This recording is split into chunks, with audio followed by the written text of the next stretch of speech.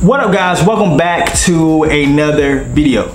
So today's topic is about the top 5 mods that is a waste of time and money for a daily driver. So before we jump into this video, you already know the deal is, make sure you hit the subscribe button and also hit the notification bell so you don't miss out on any updates and any cool videos like these. So let's get started and let's talk about the top 5 mods that is a waste of money for a daily. So the number 1 mod that is a waste of money is a quick release steering wheel. Now, if you're not taking your car to the track, quick release is a waste of time because you mess up your safety issues and also you're deleting your airbag from your car. It might look nice and sweet getting out of your car every time, but when it comes to safety issues, especially on the road, you can cause yourself a lot of damage and you can really hurt yourself if you get into a serious accident because that airbag's there to protect you from any harm coming your way if you get into a fender bender. So if you buying a quick release,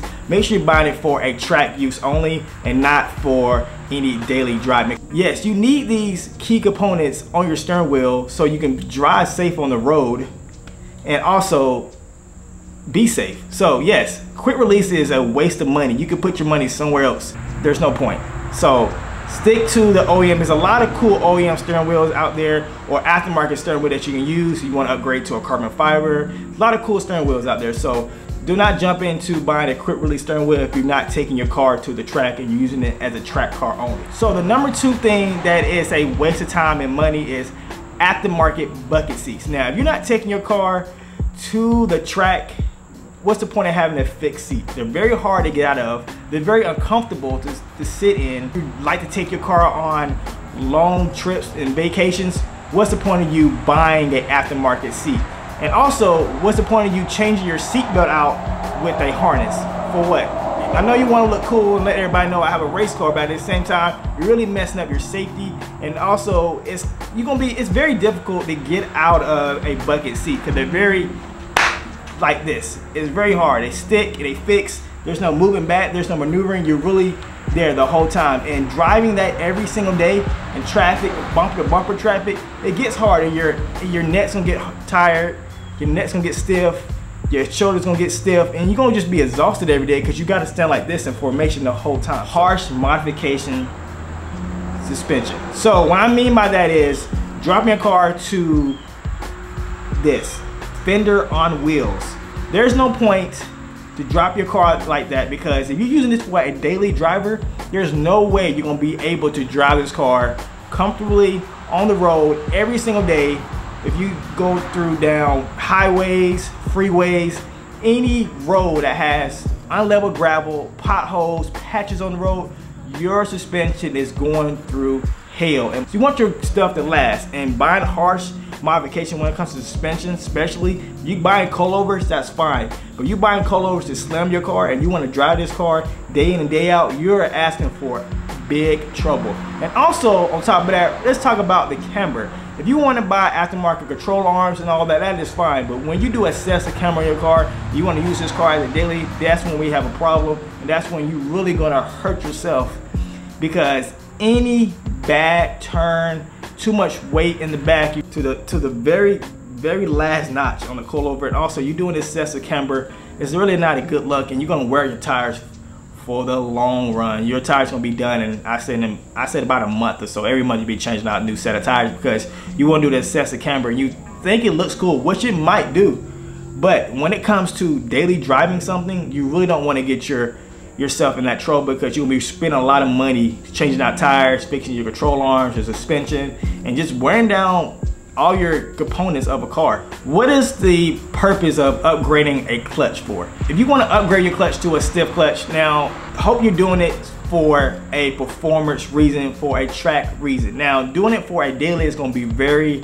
difficult when you got to go through bumper to bumper traffic every single day, driving through town, and there's difference in the clutch point. It could be harder, a clutch point pull for the car, and it's just gonna be a waste of money to put that towards something that you're gonna drive every single day, day in and day out. There's no reason for you buying a stiff clutch if you're not only using your car for track purposes, and that's it. But if you wanna drive this car every single day, day in and day out, you're gonna get really tired and your legs gonna get worn out every time you do this, and you're gonna regret it because Why did I upgrade my clutch? Why did I buy a stiffer clutch? Because my friend told me so, because someone online told me so. But when you drive your car as a daily, you want to be comfortable as possible.